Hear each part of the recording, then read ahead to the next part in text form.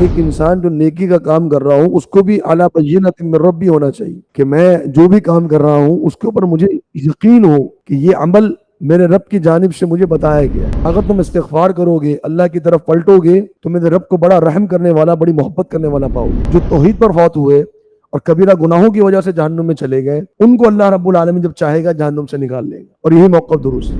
یہ لوگ عموماً جو گناہ گار ہوتے ہیں وہ اس چیز کو رواج دینے کی کوشش کرتے ہیں کہ اپنی دینداری کو اپنی ذات تک رکھیں، کسی اور کو ٹوکنے کی ضرورت نہیں ہے. آپ اپنی لائف اپنے طریقے سے گزاریں، دوسرے کو اپنے طریقے سے گزارنے دیں. آپ جو کر رہے ہیں آپ کرتے رہیں. آپ کو اللہ کا ڈر ہے آپ نہ کریں، جس کو نہیں ہے آپ اس کو منع کیوں کر رہے ہیں؟ تورات دے کر نہیں بھیجا گیا تھا فرعون کی جانب، تو فرعون کو کس وجہ سے عذاب کا شکار ہونا پڑا؟ فرعون نے کس چیز کا انکار کیا؟ فرعون نے کسی قرآن کا تو تورات کو تو انکار نہیں کیا. فرعون نے اصل میں حدیث کا انکار کیا نا. موسیٰ علیہ السلام کی جتنی بھی باتیں تھیں وہ کیا تھی؟ وہ حدیث تھی. اس کا معنی یہ ہے کہ حدیث کا انکار کرنے والا بھی کیا ہو جائے گا؟ کافر ہو جائے گا. وَلَقَدْ يَسَّرْنَا الْقُرْآنَ لِلذِّكْرِ فَهَلْ مِن مُدَّكِرٍ. سورہ ہود ہم پڑھ رہے ہیں، آیت 84 سے انشاءاللہ آج ہم شروع کریں گے. اعوذ باللہ من الشیطان الرجیم. وَإِلَىٰ مَدْيَنَ أَخَاهُمْ شُعَيْبًا، اور مدین کی جانب بھیجا ان کے بھائی شعیب علیہ السلام کو. قال، شعیب نے کہا، یا قومی، اے میری قوم، اعبدوا اللہ، تم اللہ کی عبادت کرو. ما لکم من الہ، نہیں ہے کوئی معبود تمہارے لیے، غیرہ، اللہ کے علاوہ. ولا تنقصوا المکیال، اور تم کم نہ کرو مکیال کو. مکیال ایک پیمانے کو کہتے ہیں جس سے ماپا جاتا ہے. ایک ہوتا ہے ناپنا، ایک ہوتا ہے ماپنا میم کے ساتھ. ماپنے کا معنی یہ ہے کہ ایک برتن ہوتا ہے تو اس میں جو چیز بھر جائے تو وہ اس کی ماپ کہلاتی ہے. اس کی مثال ہمارے ہاں لیٹر کی ہے. جیسے لیٹر ایک ماپ ہے، لیٹر وزن نہیں ہے، تو اس کو ہم مکیال کہتے ہیں. والمیزان، اور وزن کو تم کم نہ کرو. انی اراکم بخیر، بے شک میں تمہیں دیکھ رہا ہوں کہ تم خیر کی حالت میں ہو. وانی اخاف علیکم، اور بے شک میں خوفزدہ ہوں تم پر. عذاب یوم محیط، ایسے دن کے عذاب سے جو گھیرنے والا ہے. شعیب علیہ السلام کا تذکرہ قرآن مجید میں یہاں دوسری مرتبہ کیا جا رہا ہے. اور شعیب یہ ابراہیم علیہ السلام کی نسل سے ہیں، چوتھے یا پانچویں ان کی نسل سے ان کا تذکرہ ملتا ہے. لیکن یہ بنی اسرائیلی نہیں ہے. بنی اسرائیل میں ان کو مبعوث نہیں کیا گیا، بلکہ یہ اصحاب مدین کی طرف ان کو بھیجا گیا تھا. ان کے جو آبا میں صرف ابراہیم علیہ السلام نبی ہیں، باقی آبا نبی نہیں تھے. بنی اسرائیل میں تو نبوت جو ہے وہ ایک تسلسل کے ساتھ چلی، لیکن شعیب علیہ السلام کے معاملے میں یہ نہیں ہوا، بلکہ ان کو خاص نبی بنایا گیا. ان کے جو آبا تھے وہ نبی نہیں تھے. اور اصحاب مدین کون ہیں؟ اصحاب مدین یہ مدین کا ایک علاقہ ہے جو کہ فلسطین کے پاس ہے، اور یہ آج کل اردن میں آتا ہے. اور بعض لوگ اس کو مکس کر دیتے ہیں مدائن کے ساتھ. اگر آپ ریسرچ کریں گے انٹرنیٹ پہ تو مدین یا مدائن وہ دونوں ایک ہی آپ کے سامنے آ رہے ہوں گے، تو وہ غلط ہے. مدائن یہ قوم ثمود کا علاقہ ہے، مدائن جس کو مدائن صالح کہتے ہیں. مدین جو ہے یہ شعیب علیہ السلام کا علاقہ ہے. تو ان کی طرف اللہ رب العالمین نے شعیب علیہ السلام کو نبی بنا کر بھیجا. اور جیسا کہ ہر نبی کی پہلی دعوت توحید کی دعوت تھی، تو شعیب علیہ السلام نے بھی اسی چیز کی دعوت دی. اور دوسری جو نمایاں برائی تھی اس قوم میں وہ ناپ تول میں کمی کرنا تھی. جیسا کہ ہر قوم میں ایک مخصوص بیماری ہوتی ہے، تو اس قوم کی مخصوص بیماری جو اور قوموں میں اتنی زیادہ نہیں تھی وہ ناپ تول میں کمی کرنا تھا. تو شعیب علیہ السلام نے دونوں کی اصلاح فرمائی، عقیدہ توحید کی بھی اور اس معاملے کی بھی. پھر فرمائے کہ وَيَا قَوْمِ، اور اے میری قوم، أَوْفُوا الْمِكْيَالَ وَالْمِيزَانَ بِالْقِسْطِ، تم مکمل کرو ماپ کو اور وزن کو انصاف کے ساتھ. وَلَا تَبْخَسُوا النَّاسَ أَشْيَاءَهُمْ، اور لوگوں کی چیزوں کو کم نہ کرو. وَلَا تَعْثَوْا فِي الْأَرْضِ، اور تم نہ پھرو زمین کے اندر مفسدین، فساد کرنے کے لیے. تو یہ ایک اور نصیحت شعیب علیہ السلام نے اپنی قوم کو کی. اور یہاں یہ معلوم ہو رہا ہے کہ اس قوم کے اندر جو برائی تھی وہ صرف ناپ تول میں کمی نہیں تھی، بلکہ یہ ہر طرح سے لوٹنے کا جو ہے وہ خوب طریقے ان کو آتے تھے. کبھی ناپ تول میں کمی کرنا، کبھی کوئی غلط چیز بیچ دینا، کبھی جو ہے وہ کھوٹے سکے دے دینا، مختلف انداز سے لوگوں کو لوٹنا ان کو آتا تھا. اور پھر ایک اور برائی ان میں یہ تھی کہ یہ ڈاکے بھی مارتے تھے. اس لیے فرمایا کہ زمین میں فساد کرنے کے لیے نہ پھیلو. اور یہ جو مدین کا علاقہ ہے یہ شام کے قریب تھا، اور یہ ایک بڑی شاہراہ تھی جس پر یہ علاقہ قائم تھا. تو پوری دنیا میں جو تجارت ہوتی تھی اس کے جو بڑے روٹ تھے ان میں ایک جو روٹ ہے، جو ایک راستہ ہے، وہ شام کا علاقہ ہے. یہ پورا یمن سے لے کے جزیرہ عرب اور عراق اور اس طرف جو افریقہ ہے، یہ پورا جو پہنچتا ہے آگے یورپ کی طرف، تو اس میں جو درمیان میں راستے آتے ہیں ان میں ایک راستہ شام کا آتا ہے. اور یہ مدین بالکل اسی شاہراہ کے اوپر قائم تھا. تو لوگوں کو جو آتے جاتے ہیں، جو تجارتی قافلے آ رہے ہیں، ان کو بھی لوٹتے تھے. تجارت میں بھی جو ہے وہ کمی کوتاہی کرتے تھے، ناپ تول کے اندر بھی کمی کرتے تھے. تو فرمایا کہ بقیت اللہ خیر لکم، اللہ کا باقی بچا ہوا وہ تمہارے لیے بہترین ہے. ان کنتم مؤمنین، اگر تم مومن ہو. وما انا علیکم، اور نہیں ہوں میں تمہارے اوپر بحفیظ، کوئی نگران. یعنی اللہ نے جو تمہارے لیے بچا دیا تجارت سے، جو تم صحیح حلال تجارت کے ساتھ جو تم کماؤ گے وہ تمہارے لیے زیادہ بہتر. جو حرام کماؤ گے وہ تعداد میں تو زیادہ ہوگا لیکن تمہارے لیے وہ خیر نہیں ہے، وہ شر ہے. کیونکہ حرام سے جو کمائی ہوئی چیز ہوتی ہے وہ انسان کے لیے نہ دنیا میں فائدہ مند ہوتی ہے نہ آخرت میں. اور عموماً یہ تجربے میں بھی یہ بات آئی ہے، مشاہدے میں بھی آئی ہے کہ حرام کمانے والے جو لوگ ہوتے ہیں ان کی زندگیوں میں معاملات کچھ اس قسم کے ہوتے ہیں کہ انسان کو معلوم ہو رہا ہوتا ہے کہ اس انسان کی جو کمائی ہے اس میں معاملات درست نہیں ہیں. اولاد کے تعلق سے معاملات محسوس ہو رہے ہوتے ہیں، گھر کے تعلق سے معاملات محسوس ہو رہے ہوتے ہیں، خود اس انسان کی اپنی صحت اور اپنا ایک اس کا رہن سہن اور اس کے انداز، اس کی بے قراری، بے چینی، اضطراب، اس قسم کے بہت سے معاملات ہوتے ہیں جو یہ انڈیکیٹ کر رہے ہوتے ہیں، یہ بتا رہے ہوتے ہیں کہ اس انسان کی جو کمائی ہے اس کے اندر کہیں نہ کہیں کچھ ملاوٹ ہے، جس وجہ سے اس کو ان حالات کا سامنا کرنا پڑ رہا ہے. اسی لیے بعض علماء یہ کہا کرتے تھے تابعین کہ جب میں کوئی گناہ کرتا ہوں تو اس کے اثرات مجھے اپنے سواری میں یا اپنے گھر میں یا اپنی اولاد میں نظر آتے ہیں.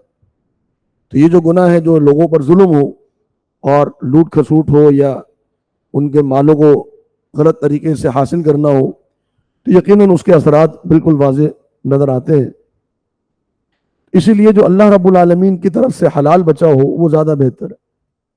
اور پھر اپنی جو پوزیشن ہے اس کو واضح کیا شعیب علیہ السلام نے کہ میں نگرانی کرنے نہیں آیا تمہاری کہ تمہاری دکان پہ بیٹھ کے نگرانی کروں کہ تم جو ہے وہ ناپ تول میں کمی کر رہے ہو یا نہیں. میں تو تمہیں صرف ترغیب اور ترہیب کے لیے آیا ہوں، ڈرانے کے لیے، خوشخبری دینے کے لیے، یہ بتانے کے لیے کہ اگر صحیح تجارت کرو گے تو اللہ رب العالمین کی طرف سے اجر ملے گا، نہیں کرو گے تو اللہ کا عذاب آئے گا.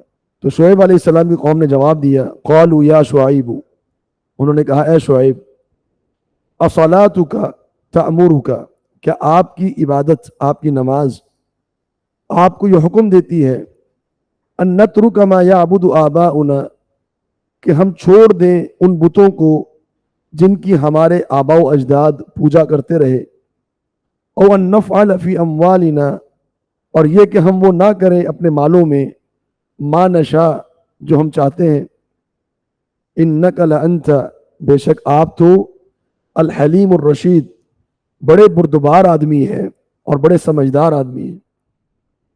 تو یہ قوم شعیب نے بڑا ایک شروع میں ملا جلا سا رد عمل دیا کہ ٹھیک ہے آپ بڑے عبادت گزار آدمی ہیں، بڑے دیندار آدمی ہیں، پرہیزگار ہوں گے آپ، لیکن یہ کیا کہ آپ کی پرہیزگاری آپ اپنی ذات تک رکھیں؟ یہ ہمیں کیوں نصیحت کرنا شروع کر دیا آپ نے؟ آپ اپنی پرہیزگاری اپنی زندگی گزاریں آپ نے جیسے گزارنی ہے، ہمیں کیوں آپ نے جو ہے وہ تنبیہات کرنا شروع کر دی ہیں اور ہمیں آ کے آپ نے ٹوکنا شروع کر دیا ہے؟ یہ کیا معاملہ شروع کر دیا؟ تو یہ ایک شروع سے ایک جس کو کہتے ہیں نا کہ سوسائٹی میں، ایک معاشرے میں یہ لوگ عموماً جو گناہ گار ہوتے ہیں وہ اس چیز کو رواج دینے کی کوشش کرتے ہیں کہ اپنی دینداری کو اپنی ذات تک رکھیں، کسی اور کو ٹوکنے کی ضرورت نہیں ہے، آپ اپنی لائف اپنے طریقے سے گزاریں، دوسرے کو اپنے طریقے سے گزارنے دیں، آپ جو کر رہے ہیں آپ کرتے رہیں، آپ کو اللہ کا ڈر ہے آپ نہ کریں، جس کو نہیں ہے آپ اس کو منع کیوں کر رہے ہیں؟ تو یہی بات انہوں نے قوم شعیب نے شعیب علیہ السلام کے سامنے رکھی کہ آپ سمجھدار آدمی ہیں، اپنے کام سے کام رکھیں، آپ عبادت کرتے رہیں جو آپ نے کرنی ہے، ہمیں کیوں روک رہے ہیں؟ ہم جس کی مرضی چاہیں عبادت کریں، اور ہم جو مرضی چاہیں جیسے مرضی چاہیں نفع کمائیں، ہم کمائیں، کمانے کا طریقہ ہے جیسے مرضی کمائیں۔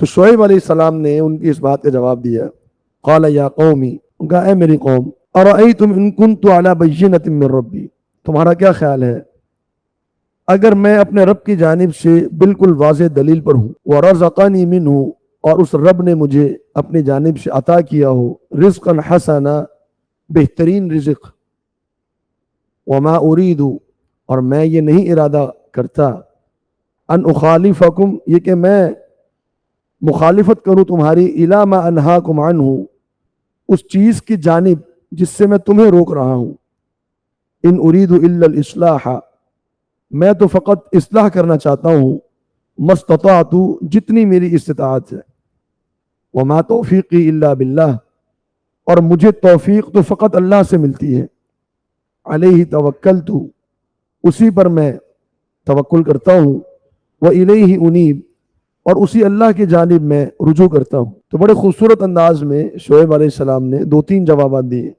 پہلا جواب تو یہ کہ میں جو تمہیں منع کر رہا ہوں اس کے پیچھے میری اپنی کوئی ذاتی کوئی بھلائی یا ذاتی کوئی میرا منافع نہیں ہے، بلکہ میں تو ایک واضح دلیل پر ہوں، اور یہ بات ہر نبی نے کہی کہ ان کنت علی بینۃ من ربی، کنت علی بینۃ من ربی، کہ میں اپنے رب کی جانب سے واضح دلیل پر ہوں۔ اس سے یہ معلوم ہوتا ہے کہ ایک انسان جو نیکی کا کام کر رہا ہوں اس کو بھی علی بینۃ من ربی ہونا چاہیے، کہ میں جو بھی کام کر رہا ہوں اس کے اوپر مجھے یقین ہو کہ یہ عمل میرے رب کی جانب سے مجھے بتایا گیا ہے، میں ہدایت پر ہوں اور میں صحیح راستے پر چل رہا ہوں، اور اس میں اس کو کوئی شک و شبہ نہیں ہونا چاہیے کہ ہاں یہ بھی صحیح ہو سکتا ہے یہ بھی صحیح ہو، مجھے صحیح طرح معلوم نہیں ہے، ہو سکتا ہے آپ کی بات بھی درست ہو۔ تو یہ جو ملے جلے سے کنفیوز قسم کے جو کمنٹس ہوتے ہیں یہ انسان کو نہیں کرنے چاہیے، اس کو واضح ایک دو ٹوک اس کا ایک موقف ہو اور اس پر وہ قائم ہو کہ جی یہ میرے رب کی جانب سے مجھے ہدایات ملی ہیں اور میں اس کے اوپر قائم ہوں۔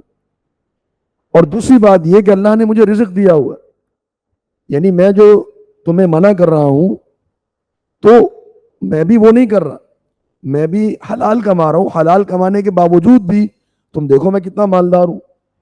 تو ایک عملی ایک نمونہ ان کے سامنے پیش کیا کہ اللہ رب العالمین نے مجھے بہترین رزق دیا ہوا، تو اس کا مطلب یہ ہے کہ شعیب علیہ السلام اچھے خاصے مالدار آدمی تھے، ان انبیاء میں سے ہیں کہ جن کو اللہ رب العالمین نے بڑا مال عطا کیا ہوا تھا، شعیب علیہ السلام۔ اس لیے وہ ذکر کر رہے ہیں کہ اس کو ایک دلیل کے طور پہ کہ دیکھو میں بھی تجارت کرتا ہوں اور میں وہ کام وہ حرکتیں نہیں کرتا جو تم لوگ کرتے ہو، ناپ تول میں کمی کرنا، دھوکہ دینا، فراڈ کرنا، اس کے باوجود اللہ نے مجھے رزق دیا ہوا ہے، اور میرا مقصد تو فقط اصلاح کرنا ہے، میرا اپنا ذاتی کو مقصد نہیں ہے، اور اس اصلاح میں میری توفیق اور میرا توکل فقط اللہ رب العالمین پر ہے۔ پھر مزید فرمایا کہ وَيَا قَوْمِ، اور اے میری قوم، لَا يَجْرِمَنَّكُمْ شِقَاقِي، تمہیں ہرگز بھی میری مخالفت اس بات پر نہ ابھارے، أَن يُصِيبَكُمْ، کہ تمہیں بھی وہ عذاب پہنچے، مثل ما اصاب، اس کے مثل جو پہنچا تھا، قوم نوح او قوم ہود او قوم صالح، قوم نوح کو، قوم ہود کو اور قوم صالح کو، وما قوم لوط منکم ببعید، اور جہاں تک قوم لوط ہے وہ تو تم سے زیادہ دور بھی نہیں ہے، یعنی یہ جو عذاب تم سے پہلے قوموں پر آئے ہیں جو تمہیں معلوم ہے تبھی ذکر کیا کہ قوم نوح پر بھی عذاب آیا تھا، قوم ہود پر بھی آیا تھا، قوم صالح پر بھی آیا تھا. تو کہیں میری مخالفت کرتے کرتے اس حد تک نہ پہنچ جانا کہ تم پر بھی وہ عذاب نازل ہو جائے جو ان قوموں پر نازل ہوا تھا. اور پھر قوم لوط تو تم سے بہت قریب ہے. قریب کس معنی میں؟ زمانے کے لحاظ سے بھی قریب ہے، کیونکہ ابراہیم علیہ السلام کے بھتیجے تھے لوط علیہ السلام، اور جو شعیب علیہ السلام ہے وہ پڑ پوتے ہیں تیسری یا چوتھی پانچویں نسل میں، تو زیادہ فاصلہ نہیں تھا. اور دوسرا یہ کہ جو مدین ہے وہ مکان کے اعتبار سے بھی قریب ہے قوم لوط کے. جو صدوم کا علاقہ تھا وہ بھی اردن میں ہے، اور جو مدین ہے یہ بھی اردن میں ہے، فلسطین کے قریب ہے. تو زمان اور مکان دونوں کے اعتبار سے تمہیں معلوم ہے قوم لوط تم سے زیادہ دور نہیں ہے. تو کیسا خوفناک عذاب آیا تھا ان کے اوپر. تو کہ ایسا نہ ہو کہ تم پر بھی ایسا عذاب نازل ہو جائے. واستغفروا ربکم، اور اپنے رب سے تم استغفار کرو. ثم توبوا الیہ، پھر مکمل اس کی طرف پلٹ جاؤ. ان ربی، بے شک میرا رب، رحیم ودود، بہت رحم کرنے والا ہے، بہت محبت کرنے والا ہے. ودود، ود سے، ود کا معنی محبت، یعنی میرا رب بڑی رحمت کرنے والا بھی ہے، بڑی محبت کرنے والا بھی ہے. ان تمام گناہوں کے ہوتے ہوئے بھی اگر تم استغفار کرو گے، اللہ کی طرف پلٹو گے، تو میرے رب کو بڑا رحم کرنے والا، بڑی محبت کرنے والا پاؤ گے. تو یہ نصیحتیں چند بڑی ہی اہم نصیحتیں تھیں، بڑی واضح نصیحتیں تھیں. اس کے باوجود بھی قوم شعیب کا جو ریئیکشن تھا، رد عمل تھا، وہ یہ تھا، قالوا یا شعیب، انہوں نے کہا اے شعیب، ما نفقہ کثیرا مما تقول، ہمیں سمجھ میں نہیں آتی بہت ساری وہ باتیں جو آپ کہتے ہیں، ہمیں آپ کی بہت ساری باتیں سمجھ میں نہیں آتی. وَإِنَّا لَنَرَاكَ فِينَا ضَعِيفًا، اور بے شک ہم آپ کو دیکھ رہے ہیں کہ آپ ہماری قوم میں بڑے کمزور ہیں. وَلَوْلَا رَحْتُكَ، اور اگر آپ کا قبیلہ نہ ہوتا، لَرَجَمْنَاكَ، تو ہم آپ کو پتھر مار کے سنسار کر دیتے.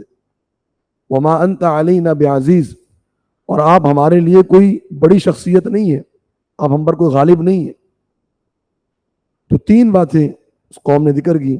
پہلی بات یہ کہ اے شعیب، ہمیں اکثر باتیں آپ کی سمجھ میں نہیں آتی. شعیب علیہ السلام جو ہے وہ اسی قوم میں سے تھے، انہی کی زبان بولتے تھے. بلکہ شعیب علیہ السلام کی گفتگو اتنی زبردست اور اتنی فصیح ہوتی تھی کہ ان کو خطیب الانبیاء کا لقب ملا ہے. خطیب الانبیاء، یعنی شعیب علیہ السلام جو ہے وہ انبیاء میں خطیب ہے، اتنی ان کی زبردست گفتگو ہوتی تھی. نبی صلی اللہ علیہ وسلم کو اللہ رب العالمین نے جوامع الکلم دیے، یعنی چند جملوں میں بہت ساری معنی بیان کر دینا. لیکن شعیب علیہ السلام کو اللہ رب العالمین نے خطابت کی خصوصیت دی تھی کہ جب وہ خطبہ دیا کرتے تھے اور لوگوں کو نصیحت کرتے تھے تو بڑی زبردست قسم کی نصیحت ہوتی تھی. اس کے باوجود یہ بدقسمت قوم جو وہ کہہ رہی ہے ہمیں سمجھ میں نہیں آ رہا آپ کیا کہہ رہے ہیں. تو کوئی ایسی باتیں نہیں تھی جو ان کو سمجھ میں نہ آ رہی. مسئلہ یہ تھا کہ وہ ان باتوں کو سمجھنا ہی نہیں چاہتے تھے، کیونکہ ان کو پتا تھا کہ اگر ہم ان باتوں پر عمل کریں گے تو ظاہری اعتبار سے ہمیں نقصان ہوگا.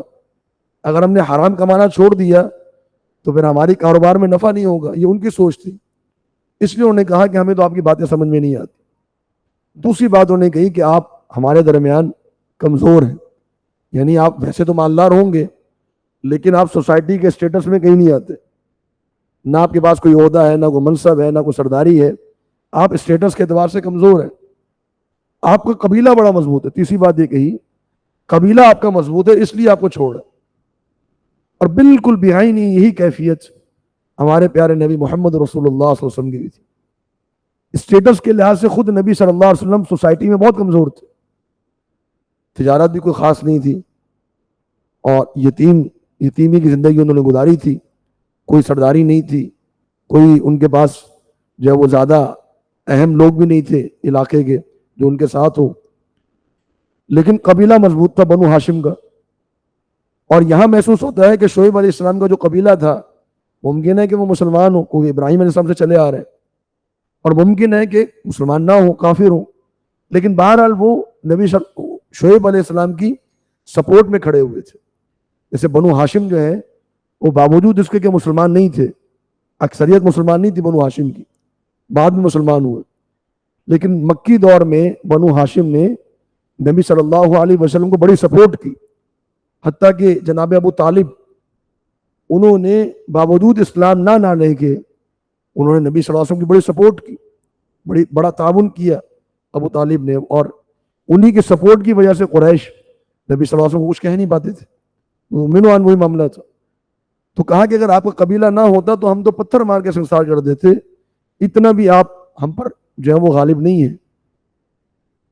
تو شعیب علیہ السلام نے کہا کہ یا قومی، قال یا قومی، اے میری قوم، ارہتی اعز علیکم، کیا میرا قبیلہ تمہارے لیے زیادہ بھاری ہے، زیادہ عزت والا ہے، من اللہ، اللہ کی بجائے؟ میرا قبیلہ تمہارے لیے زیادہ بھاری ہے یا زیادہ معزز ہے اللہ کے بجائے؟ واتخذتموہ، جبکہ تم نے اللہ کو بنا لیا ہے، وراءکم ظہریہ، اپنی پیٹھوں کے پیچھے، یعنی اللہ رب العالمین کو تم نے گویا کہ چھوڑ دیا ہے، اپنی پیٹھ اللہ کی طرف کر لی ہے، اور تمہارے لیے جو معزز ہے، جس کا تمہیں خیال ہے یا جس کو تمہیں خوف ہے، وہ میرا قبیلہ ہے۔ یعنی شعیب علیہ السلام یہ بتانا چاہ رہے ہیں کہ تمہارے لیے ہو سکتا ہے کہ میرا قبیلہ بڑا بھاری ہو، لیکن میرے لیے میرا قبیلہ کچھ نہیں، میری اصل جو سپورٹ ہے، میرا اصل جو مددگار ہے وہ اللہ رب العالمین، میرا قبیلہ ہو یا نہ ہو مجھے اس کی پرواہ نہیں۔ ان ربی بما تعملون محیط، بے شک میرا رب جو کچھ بھی تم عمل کر رہے ہو اس کا احاطہ کرنے والا ہے، اس کو گھیرے ہوئے۔ وَيَا قَوْمِ اعْمَلُوا عَلَى مَكَانَتِكُمْ، اور اے میری قوم تم عمل کرو اپنی جگہ پہ رہ کر، انی عامل، بے شک میں بھی عمل کر رہا ہوں، سوف تعلمون، بہت قریب تم جان لو گے، من یاتیہ عذاب، کس کے پاس ایسا عذاب آئے گا، یخزیہ، جو اس کو رسوا کر دے گا، ومن ہوا کاذب، اور کون ہے جو اپنی باتوں میں جھوٹا ہے، وارتقبوا، اور تم انتظار کرو، انی معکم رقیب، بے شک میں تمہارے ساتھ انتظار کر رہا ہوں، میں بھی نگرانی کر رہا ہوں، میں بھی دیکھ رہا ہوں، تم بھی دیکھو، انتظار کرو، دیکھتے ہیں کس کا کیا بنتا ہے، کس کے ساتھ کیا معاملہ ہوتا ہے، یہ سب واضح ہو جائے گا۔ اب گویا کہ شعیب علیہ السلام نے ہاتھ اٹھا دیے دعوت تبلیغ سے، اور حجت پوری ہو گئی قوم شعیب کے اوپر، اور اب شعیب علیہ السلام کو بتا دیا گیا آپ کی قوم کے اوپر عذاب آنے والا ہے۔ اور پھر یہاں شعیب علیہ السلام نے کتنی مدت تبلیغ کی اس کا تذکرہ موجود نہیں ہے، تو ہمارے سامنے جو گفتگو ہوتی ہے وہ چند آیات پر ہوتی ہے، لیکن وہ چند آیات میں جو گفتگو ہوئی ہے وہ کتنے سالوں تک چلتی رہی ہے، کتنے افراد کے سامنے پیش ہوتی رہی ہے، کتنی بار شعیب علیہ السلام کو رد کیا گیا، ان کی تکذیب کی گئی، ان کو ٹھکرایا گیا، واللہ عالم۔ لیکن اتنا ضرور ہے کہ قوم شعیب کے اوپر حجت پوری ہوئی، اور اللہ رب العالمین نے اتنا وقت ضرور دیا ہے قوم شعیب کو، ان کے ہر فرد تک شعیب علیہ السلام کی دعوت جو ہے وہ اچھی طریقے سے پہنچ گئی، لیکن قوم ایمان نہیں لائی۔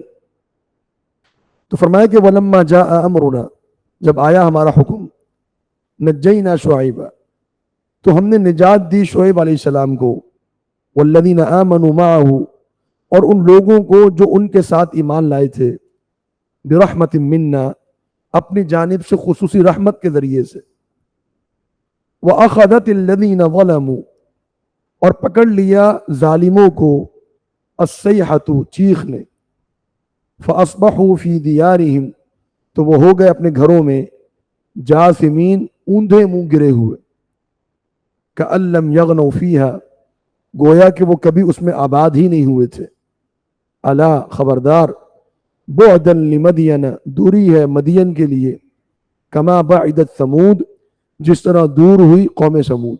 تو یہ عذاب آیا اس قوم کے اوپر۔ عذاب کے بارے میں 2 یا 3 جو ہے وہ عذاب ذکر ہیں قرآن مجید کے اندر جو قوم شعیب پر آئے تھے، اور قوم شعیب کے بارے میں ایک اختلاف بھی علماء میں، وہ یہ ہے کہ بعض آیات میں اللہ رب العالمین نے اصحاب الایکہ کا ذکر کیا ہے، اصحاب الایکہ۔ تو اصحاب الایکہ، ایکہ والے، ایکہ ایک بستی کا نام ہے، اور ایک ہے اصحاب مدین، جو کہ مدین والے ہیں. تو کیا مدین اور ایکا یہ دونوں ایک ہی بستی ہیں؟ ایک تو اختلاف علماء میں اس حوالے سے ہے.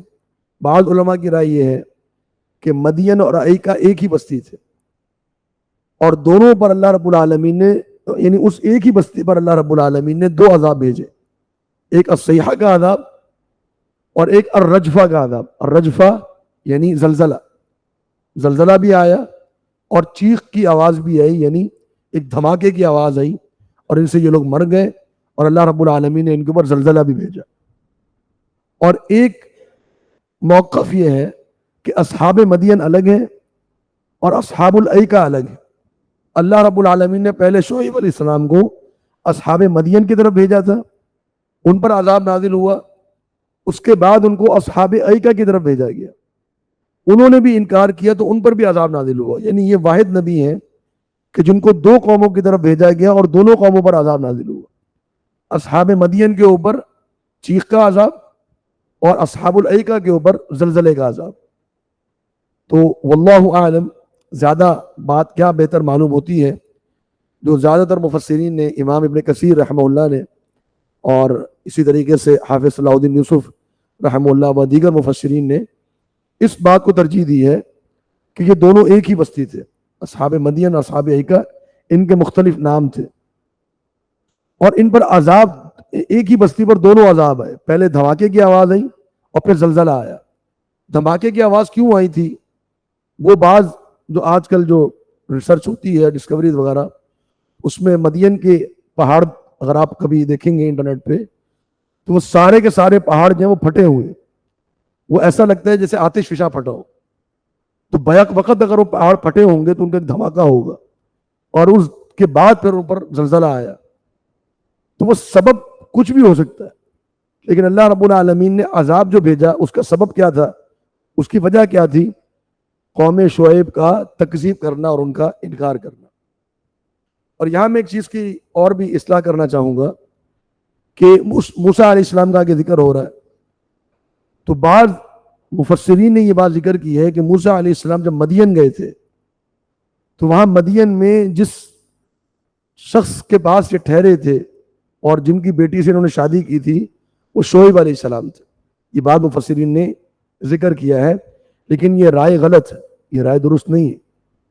موسیٰ علیہ السلام میں اور شعیب علیہ السلام میں سینکڑوں سال کا فاصلہ ہے.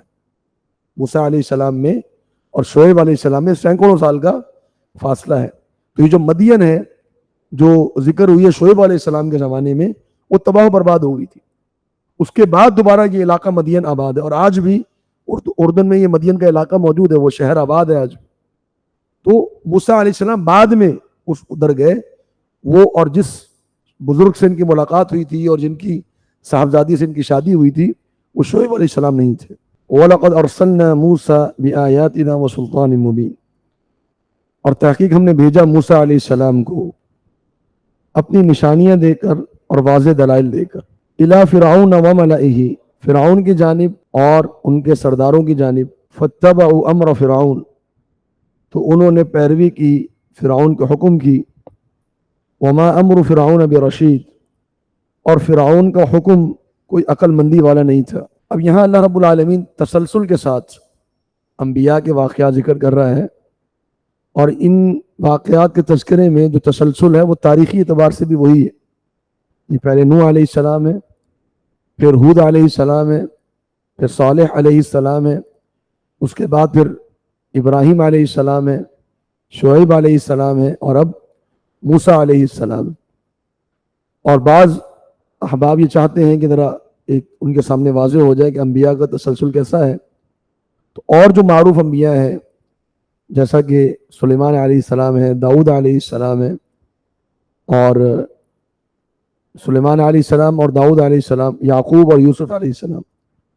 تو اگر آپ ان کا تسلسل سمجھنا چاہیں تو یہ ہے کہ پہلے نوح, پھر ہود, پھر صالح, اس کے بعد پھر ابراہیم علیہ السلام.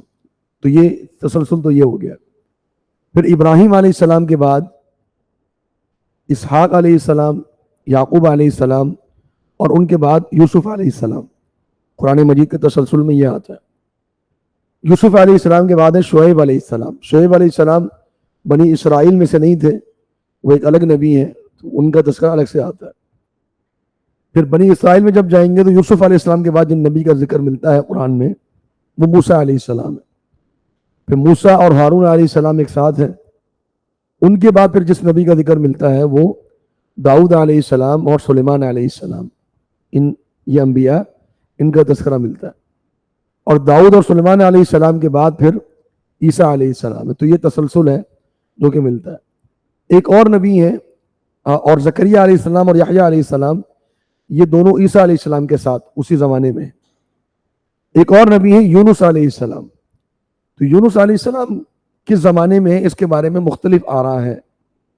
ایک رائے یہ ہے کہ یونس علیہ السلام ابراہیم علیہ السلام کے زمانے میں تھے, اور ایک رائے یہ ہے کہ یونس علیہ السلام جو ہے وہ شعیب علیہ السلام کے یعنی ابراہیم السلام کے زمانے کے بعد کے نبی ہیں. واللہ اعلم. تو ان کے بارے میں وضاحت موجود نہیں ہے. فرمائیں کہ ہم نے بھیجا موسیٰ علیہ السلام کو اپنی نشانیاں دے کر اور واضح دلیل دے کر. تو نشانیوں سے مراد کیا ہے؟ نشانیوں سے مراد ہے معجزات. اور واضح دلیل سے کیا مراد ہے؟ بعض علماء نے اس کی تفسیر کی ہے واضح دلیل سے مراد ہے تورات, یعنی ہم نے معجزات دے کر اور تورات دے کر بھیجا موسیٰ علیہ السلام کو. لیکن یہ تفسیر غلط ہے. اس کی وجہ یہ ہے کہ موسیٰ علیہ السلام کو تورات جو دی گئی تھی وہ فرعون کے مرنے کے بعد دی گئی تھی. تو فرعون کی طرف تو تورات دے کر بھیجا ہی نہیں گیا. تو یہاں سلطان مبین سے کیا مراد ہوگا؟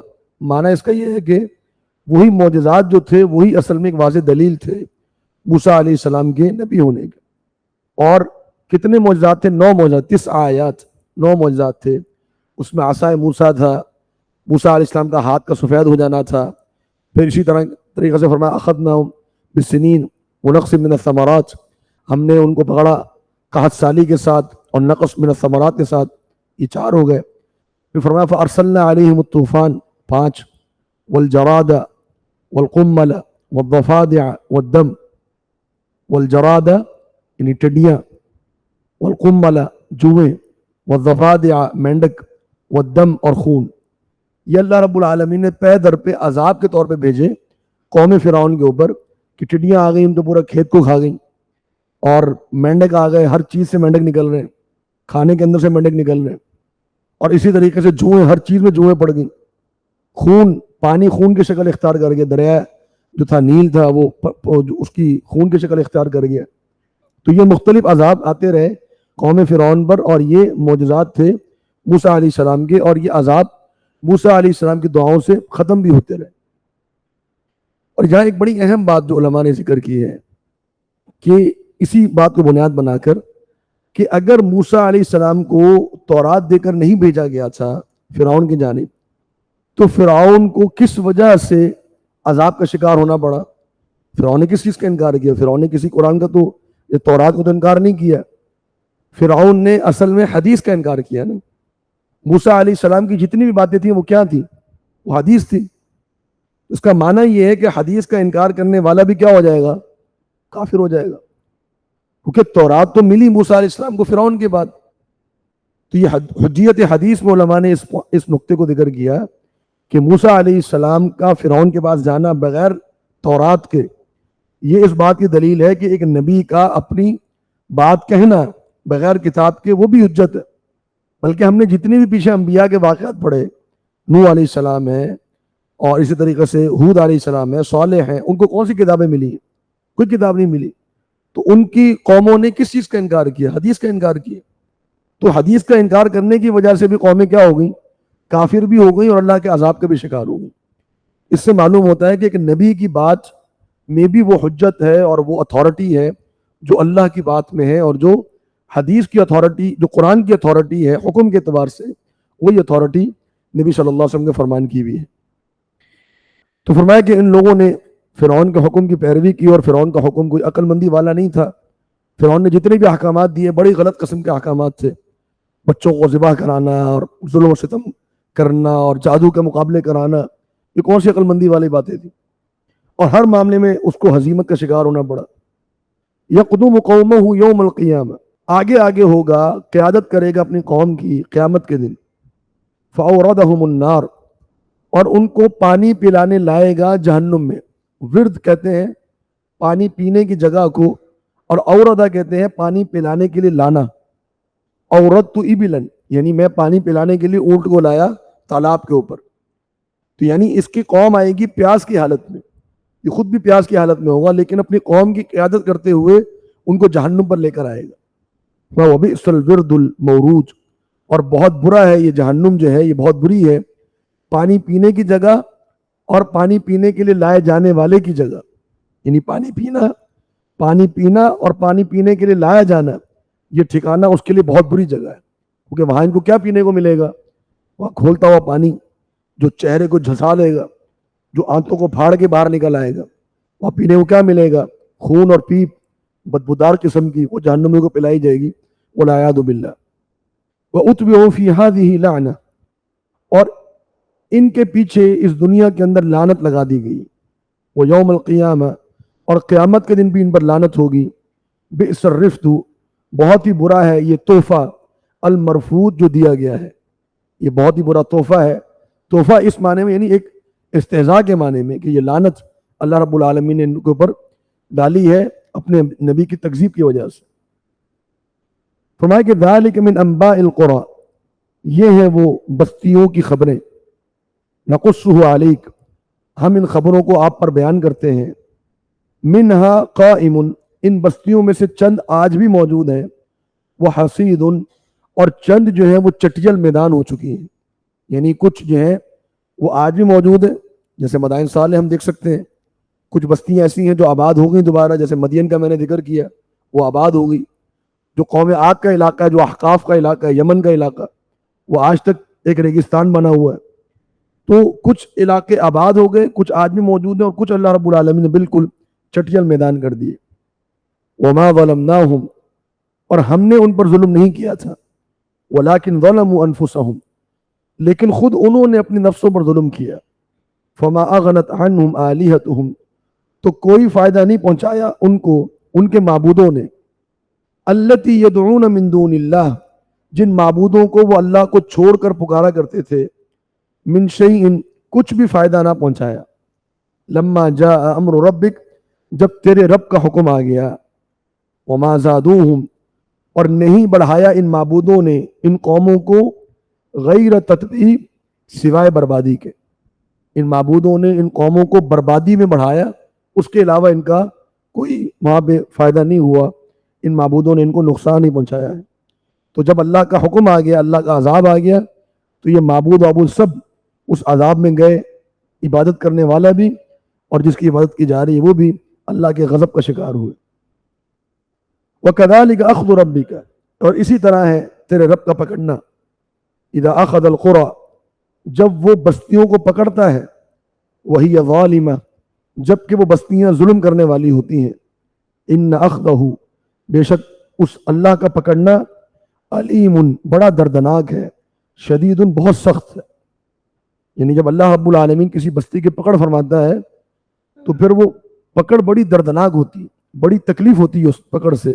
اللہ رب العالمین جب بھی پکڑ فرماتا ہے، یہ نہیں کہ ایک لمحے میں سکون کی موت اور سکون کی نیند آ گئی اور ختم ہوگا، فنا ہو گئے، نہیں، جب پکڑتا ہے تو موت بھی بڑی دردناک ہوتی ہے، اور موت کے بعد پھر جو ایک عذاب، مسلسل عذاب کی سلسلہ ہے نہ ختم ہونے والا، وہ ہمیشہ باقی رہتا ہے۔ ان فی ذلک لآیہ، بے شک اس معاملے میں بڑی نشانی ہے، لمن خاف عذاب الآخرہ، اس شخص کے لیے جو آخرت کے عذاب سے ڈرتا ہو، ذالک یوم، یہ وہ دن ہے، مجموع لہ الناس، جس دن لوگوں کو جمع کیا جائے گا، وذالک یوم، اور یہ وہ دن ہے، مشہود، جس میں ہر چیز کو حاضر کیا جائے گا، لوگ بھی جمع ہوں گے اور ہر چیز حاضر ہوگی، ہر چیز سے مراد فرشتے بھی موجود ہوں گے، جنات بھی موجود ہوں گے، اعمال بھی موجود ہوں گے، جنت بھی موجود ہوگی، جہنم بھی موجود ہوگی، خود اللہ رب العالمین بھی موجود ہوگا، ہر چیز اس دن اللہ رب العالمین اس کو حاضر کرے گا، قیامت والے دن کوئی بھی چیز لوگوں سے غائب نہیں ہوگی۔ وما نؤخرہ، اور ہم نہیں مؤخر کرتے اس دن کو، الا لاجل معدود، مگر چند گنتی کے دنوں کے لیے، ایک وقت مقررہ کے لیے جو گن لی گئی، ایک مہلت ہے جو گنی ہوئی مہلت ہے، اس مہلت تک کے لیے یہ دن مؤخر ہے، جیسے ہی وہ مہلت ختم ہوگی یہ دن قائم ہو جائے گا، یوم یاتی، جس دن یہ وقت آئے گا، لا تکلم نفس، کوئی نفس کلام نہیں کرے گا، الا باذنہ، مگر اللہ کی اجازت سے، فمنہم شقی، بس ان لوگوں میں سے بعض بدبخت ہوں گے، وسعید، اور کچھ خوش نصیب ہوں گے۔ تو جس دن قیامت کے دن لوگ جمع کیے جائیں گے، بعض لوگ بدبخت ہوں گے، شقی ہوں گے، شقاوت والے، بد نصیب، اور بعض بڑے خوش نصیب ہوں گے۔ فَأَمَّا الَّذِينَ شَقُوا، پس وہ لوگ کہ جو بد نصیب ہیں، بدبخت ہیں، فَفِي النَّارِ، وہ جہنم میں ہوں گے، لَهُمْ فِيهَا، ان کے لیے اس جہنم میں، زفیر و شہیق، گدھے کی طرح آوازیں نکالنا ہوں گی، وہ گدھوں کی طرح آوازیں نکال رہے ہوں گے۔ زفیر اور شہیق یہ دونوں گدھے کی آواز کے لیے استعمال ہوتے ہیں۔ زفیر استعمال ہوتا ہے جب گدھا آواز نکالنے کے لیے جب سانس کھینچتا ہے، تو سانس کھینچتے وقت جو اس کی آواز نکلتی ہے وہ اس کو زفیر کہتے ہیں عربی میں، اور شہیق کہتے ہیں کہ جب وہ آواز باہر نکالتا ہے۔ تو دونوں طرح کی آوازیں یہ گدھے کی آوازیں ہیں۔ تو والعیاذ باللہ جہنمی جہنم کے اندر انسانی آوازیں نہیں نکال رہے ہوں گے، ان کی جو چیخیں ہوں گی وہ بھی گدھوں کی آواز کی مانند ہوں گی، اور بری طرح وہ چیخ رہے ہوں گے، بات نہیں کر پائیں گے سوائے چیخو پکار کے۔ خالدین فیہا، وہ ہمیشہ ہمیشہ اس جہنم میں رہیں گے۔ ما دامت السماوات والارض، جب تک آسمان ہے اور زمین ہے، الا ما شاء ربک، مگر یہ کہ تیرا رب چاہے، ان ربک، بے شک تیرا رب، فعال لما یرید، وہ کرنے والا ہے جس کا اللہ ارادہ فرمائے۔ تو اس آیت میں اللہ رب العالمین نے دو باتوں کی طرف اشارہ فرمایا۔ ایک یہ کہ جہنمی جہنم میں اس وقت تک رہیں گے جب تک کہ آسمان اور زمین موجود ہے۔ اب آسمان اور زمین موجود ہے سے کیا مراد ہے؟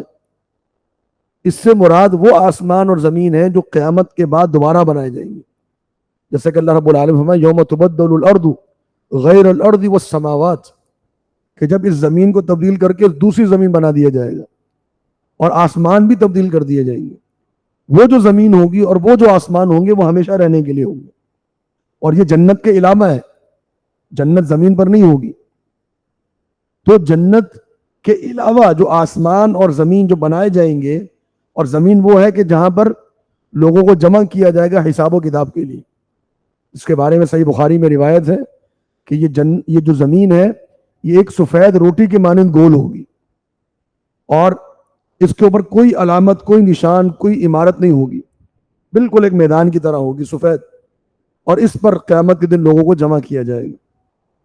تو یہ زمین ہمیشہ ہمیشہ رہے گی۔ اس کا معنی یہ کہ جہنمی ہمیشہ ہمیشہ کے لیے جہنم میں رہیں گے۔ آگے فرمایا الا ما شاء ربک، مگر یہ کہ تیرا رب چاہے۔ اس سے بعض علماء نے یہ استدلال کیا کہ کوئی وقت ایسا آئے گا کہ جب اللہ چاہے گا اور جہنم اور جہنمیوں کو فنا کر دیا جائے گا۔ یعنی ایک موقف چند علماء کا یہ ہے کہ جہنم ہمیشہ قائم نہیں رہے گی، بلکہ ایک وقت آئے گا، اس کو فنا النار کے نام سے ایک عقیدہ جو ہے وہ ایک یعنی مختلف ہی عقیدہ ہے، اہل سنہ والجماعہ میں بھی اس میں اختلاف موجود ہے۔ بعض علماء کا ان کی رائے یہ ہے کہ جہنم ہمیشہ ہمیشہ سے مراد ہے ایک طویل وقت کے لیے، کتنا وقت وہ اللہ کے علم میں ہے، لیکن ایک وقت ایسا آئے گا کہ جب جہنم اور جہنمیوں کو فنا کر دیا جائے گا، جہنم ختم کر دی جائے گی۔ وہ کیسے ختم کی جائے گی؟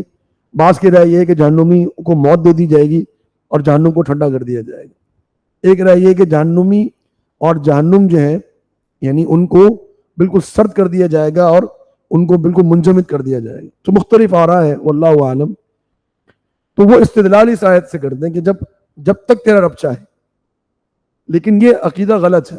شیخ الاسلام ابن تیمیہ رحمہ اللہ، انہوں نے، حافظ ابن قیم رحمہ اللہ نے بھی قرآن مجید کی کئی آیات سے دو چار طریقے سے استدلال کر کے بتایا کہ جہنمی ہمیشہ ہمیشہ کے لیے جہنم میں رہیں گے، جہنم کبھی بھی فنا نہیں ہوگی، اور یہی صحیح عقیدہ ہے، جہنم ہمیشہ ہمیشہ رہے گی، کیونکہ اللہ رب العالمین کا فرمان ہے خالدین فیہا ابدا، یہ لوگ ہمیشہ ہمیشہ اس میں رہیں گے۔ ایک روایت، ایک آیت میں اللہ رب العالمین نے فرمایا کہ کلما، جب بھی آگ ٹھنڈی ہوگی اور جب بھی ان کے جو ہے وہ کھالیں جل جائیں گی، پک جائیں گی، ان کی کھالوں کو ہم تبدیل کر دیں گے۔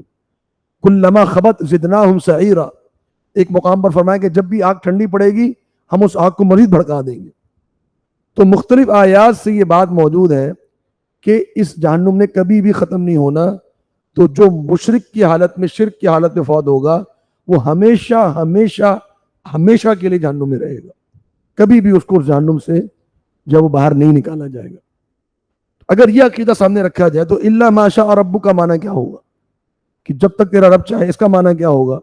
اس کا معنی علماء نے بیان کیا کہ اس جملے کا تعلق اہل توحید کے ساتھ ہے، یعنی اہل توحید جو ہے وہ جہنم میں اس وقت تک رہیں گے جب تک اللہ چاہے گا، اور پھر ان کو جو اہل کبائر ہوں گے اہل توحید میں سے، جو توحید پر فوت ہوئے اور کبیرہ گناہوں کی وجہ سے جہنم میں چلے گئے، ان کو اللہ رب العالمین جب چاہے گا جہنم سے نکال لے گا۔ اور یہی موقف درست ہے، الا ما شاء ربک، کہ جب تک مگر یہ کہ تیرا رب چاہے، تو نہیں، جب اللہ چاہے گا تو ان اہل توحید کو جہنم سے نکال لے گا، جیسا کہ صحیح بخاری وغیرہ میں روایت موجود ہے کہ جہنمیوں سے میں سے اہل توحید کو نکالا جائے گا اور وہ بالکل کوئلہ ہو چکے ہوں گے، اور پھر ان کو جنت کے اندر ایک نہر ہوگی، اس نہر کا نام ہے نہر الحیات، یعنی زندگی والی نہر۔ اس نہر میں ان کو ڈالا جائے گا، اس نہر میں ڈالتے ہی ان کا جسم بالکل صحیح سلامت ہو جائے گا اور وہ بالکل جو ہے وہ جنتیوں والے جسم کے اندر آ جائیں گے، سوائے یہ کہ ان کے چہرے کے اوپر ایک نشان ہوگا اور اس نشان کی وجہ سے پہچانے جائیں گے کہ یہ جہنمی ہے، اور ان کو جنت میں جہنمیون کہا جائے گا، یعنی یہ وہ جنتی ہیں جو جہنم سے آئے۔ اور پھر ایک روایت میں جو معجم طبرانی کی روایت ہے اس میں نبی صلی اللہ علیہ وسلم نے ذکر فرمایا کہ جنتی پھر جو جہنم سے نکالے گئے ہوں گے ایک عرصے کے بعد یہ اللہ رب العالمین سے دعا کریں گے کہ یا اللہ یہ عیب ہم سے ختم کر دے، کہ جو عیب ہمارے پیشانی کے اوپر یہ نشانی لگی ہوئی ہے یہ ہم سے ختم کر دے اور ہمارا نام بھی جہنمیون ختم کر دے۔ تو اللہ رب العالمین وہ نام اور وہ عیب ان سے ختم کر دے گا۔ تو یہ معنی ہے الا ما شاء ربک کا۔ اور پھر آگے جنتیوں کے بارے میں ذکر فرمایا کہ وَأَمَّا الَّذِينَ سُعِدُوا، اور وہ لوگ کہ جو سعادت مند ہیں، جو خوش نصیب ہیں، فَفِي الْجَنَّةِ، وہ جنت میں ہوں گے، خالدین فیہا، وہ ہمیشہ ہمیشہ اس جنت میں رہیں گے، ما دامت السماوات والارض، جب تک آسمان اور زمین موجود ہیں۔ یہ وہی معنی آسمان اور زمین سے مراد یعنی جو قیامت کے دن یا قیامت کے بعد جو آسمان اور زمین بنائے جائیں گے وہ ہیں۔ الا ما شاء ربک، مگر یہ کہ تیرا رب چاہے۔ تو کیا اس کا معنی یہ ہے کہ بعض جنتی ایسے ہوں گے جو جنت میں داخل ہونے کے بعد جنت سے نکال دیے جائیں گے؟ الا ما شاء ربک کا معنی کیا ہوگا؟ اس کا علماء نے وہی معنی بیان کیا جو جہنم کے لیے بیان ہوا، یعنی اکثر یا بہت سے جنتی ایسے ہوں گے جو قیامت کے دن شروع ہوتے ہی جنت میں پہنچ جائیں گے، لیکن کچھ جنتی ایسے ہوں گے جو ایک طویل عرصے تک جنت میں نہیں جا سکیں گے، جب اللہ چاہے گا تو وہ جنت میں جائیں گے۔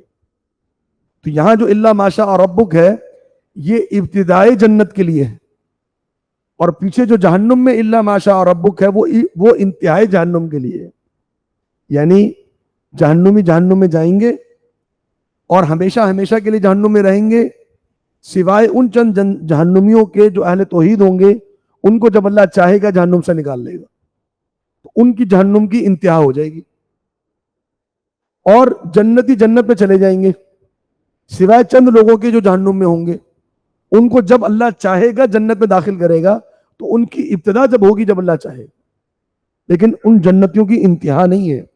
پھر جب جنتی جنت میں چلے جائیں گے تو وہ ہمیشہ ہمیشہ کے لیے جنت میں ہوں گے۔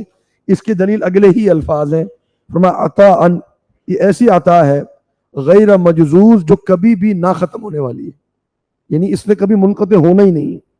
جو جنتی جنت میں چلا گیا اس کو وہ نعمتیں ملیں گی، اس کو وہ اللہ رب العالمین نعمتیں اور رحمتیں برکتیں عطا فرمائے گا جنت میں جو کبھی بھی نہ ختم ہونے والی۔ اللہ رب العالمین کبھی بھی جنتیوں سے ان کی نعمتوں کو واپس نہیں لے گا۔ اللہ تعالی ہم سب کو جنت نصیب فرمائے۔ تو یہ ایک اللہ رب العالمین کی عطا ہے جو کبھی بھی نہ ختم ہونے والی ہے، اور الا ما شاء ربک کا یہ معنی ہے۔ آگے فرمایا کہ فلا تک فی مریا، آپ نہ ہو شک میں، مما یعبد ہؤلاء، ان معبودوں کے بارے میں جن کی یہ عبادت کر رہے ہیں، یعنی ان معبودوں کے باطل ہونے کے معاملے میں آپ کو شک نہیں ہونا چاہیے، آپ کو کبھی یقین ہونا چاہیے کہ ان کے تمام جو معبود ہیں جن کی عبادت کر رہے ہیں وہ معبود باطل ہے. ما یعبدون، یہ نہیں عبادت کر رہے، الا کما یعبد آباؤہم، مگر جس طرح عبادت کرتے تھے ان کے آباء و اجداد، من قبل، ان سے پہلے. ان کے آباء و اجداد جو عبادت کرتے تھے، آباء و اجداد سے مراد یعنی قریش کے جو آباء و اجداد ہیں. قریش کے آباء و اجداد میں کون تھے؟ بنو جرہم ہے، بنو خزاعہ ہے. بنو خزاعہ سے ایک عورت تھی جو کہ قریش کی والدہ ہے، قصی بن کلاب، ان کے بیٹے تھے قریش. تو قصی کی جو بیوی ہے وہ بنو خزاعہ سے ہے، اور قصی جو ہے وہ خود بنو جرہم ہے، اور بنو جرہم جو ہے یہ قوم سمود سے ہے. بنو جرہم جو ہے یہ قوم سمود سے ان کا تعلق جا کے ملتا ہے، نسل ان کی قوم سمود سے ملتی ہے. تو بنو خزاعہ میں ایک شخص تھا، عمر بن لحی اس کا نام تھا. عمر بن لحی نے قریش میں ابتدا کی تھی بت پرستی کی. قریش سے پہلے، صدیوں پہلے اس نے ابتدا کی تھی بت پرستی کی، اور پھر اس میں قریش بھی داخل ہو گئے. تو اللہ رب العالمین نے اشارہ فرمایا کہ ان کے آباء و اجداد جو صدیوں سے جن معبودوں کی بات کر رہے ہیں یہ بھی وہی کر رہے ہیں، یہ مکھی پہ مکھی مار رہے ہیں، دلیل کوئی نہیں ہے ان کے پاس.